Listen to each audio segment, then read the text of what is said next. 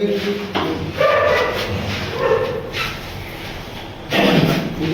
না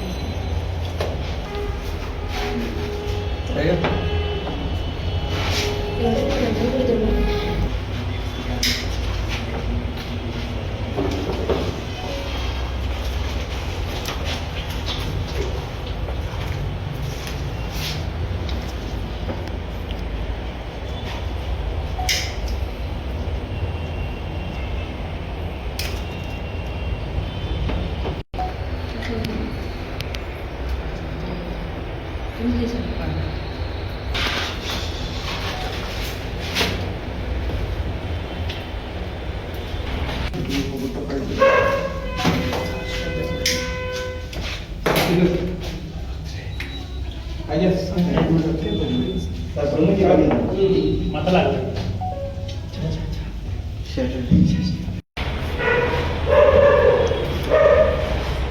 আমাদের সংগঠন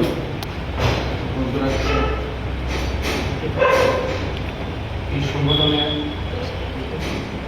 সবাইকে স্তব্ধ দিচ্ছি। 17 আমার ছাত্রী, কথা ছিল সে আমার স্মরণ সভায় যাবে, কথা ছিল সে আমার শোক সভায় যাবে।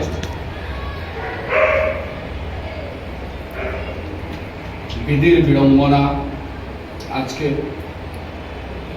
তারই স্মরণ সভায় আমাকে উপস্থিত হতে হচ্ছে। এই দুঃখ, এই শোক, এই বজ্রাঘাত সহ্য করার মতো কারণ নেই। 17 তোমার কলেজে, গ্রামের কলেজে বাংলা বিভাগে সে একটি ঘড়ি দান করেছে। আমি বলেছিলাম তুমি কি কাজ করছো, কি কিরকম কি? বাবা বলতে স্যার হ্যাঁ ঠিকঠাক আছি, চলছে। তারপর ও নিজে থেকে বললো স্যার বিভাগে কিছু একটা আমি দিতে চাই। তুমি একটা ঘড়ি দিয়ে দাও। ঘড়ি নিই, ঘড়িটা দিল। ঘড়ি কিরকম হবে সেটাও আমাকে জিজ্ঞেস করলো। আমি বললাম তুমি ঘড়িটা দেবে, ভেতরটা সাদা থাকতে লাগবে আর সংখ্যাগুলো কালো থাকতে লাগবে, আর তুমি ওই জায়গাতে কি নাম, তোমার নামটা কিভাবে থাকবে সে ব্যবস্থাটা করবে। নিয়ে এসেছিল। সেদিন আমাদের কলেজে ইন্টারনাল একটা সেমিনার ছিল, নিয়ে এসছে সোজা ডিপার্টমেন্টে। এসে আমাকে সোজা দিচ্ছে, স্যার আমি নিয়ে এসছি। আমি বলুন দাঁড়াও, এভাবে দিলে তো হবে না।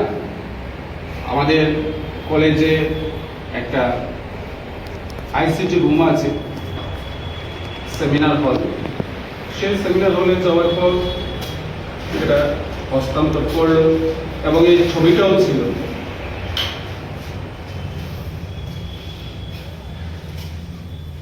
আর আমাকে বলার কিছু বলতে পারছি না।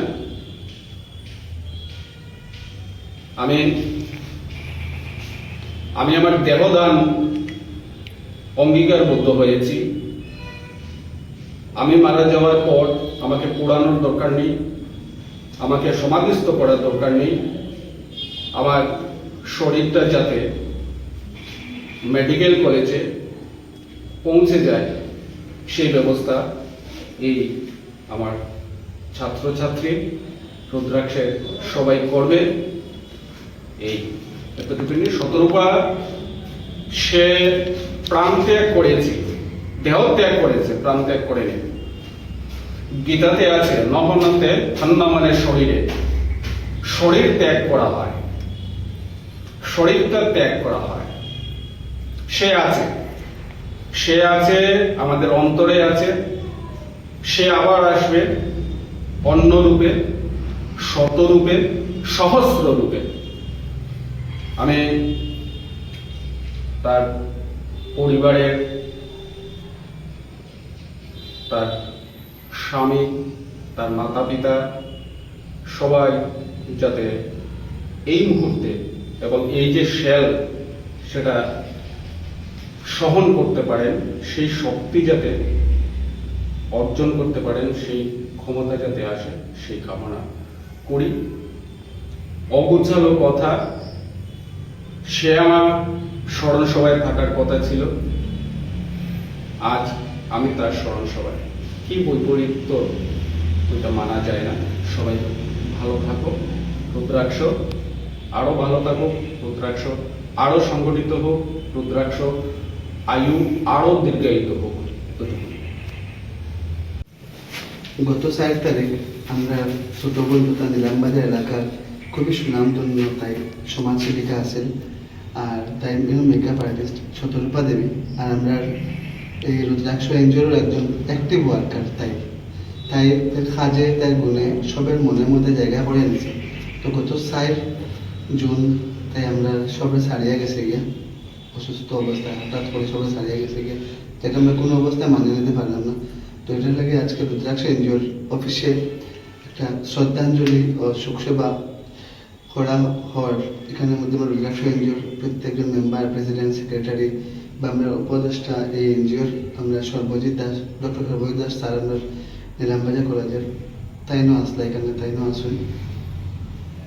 তো আমরা বাকরুদ্ধ সবাই, মানে এই টাইমে তাই দেওয়ার কথা আসেন না। আমরা সৌভিককে আমরা এখানে আয়োজন করছি রুদ্রাক্ষ এনজিওতে শ্রদ্ধাঞ্জলি শোকসভা অনুষ্ঠান।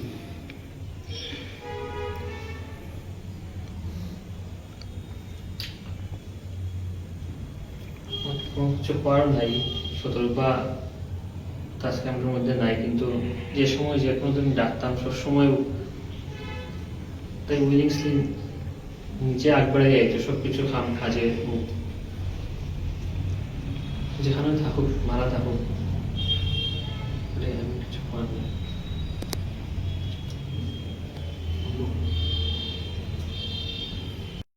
আজ শতরূপা আমাদের মধ্যে নেই। আজ আমাদের প্ল্যান ছিল আজ আমরা স্বচ্ছতা অভিযান করব, কিন্তু হঠাৎ ও আমাদের মধ্যে থেকে চলে যায়। এটা আমাদেরকে অনেক মর্মাহত করেছে। আর কি বলবো, ওর শ্রদ্ধাঞ্জলির আগ পর্যন্ত আমরা ভেবেছি কিছু করবো না, তাই আজ আমরা ওর শোকসভা আয়োজন করেছি। এখন আমরা শুভে মিলিয়া তাই আত্মার চিরশান্তি কামনা করব এবং 1 মিনিট নীরবতা পালন করব।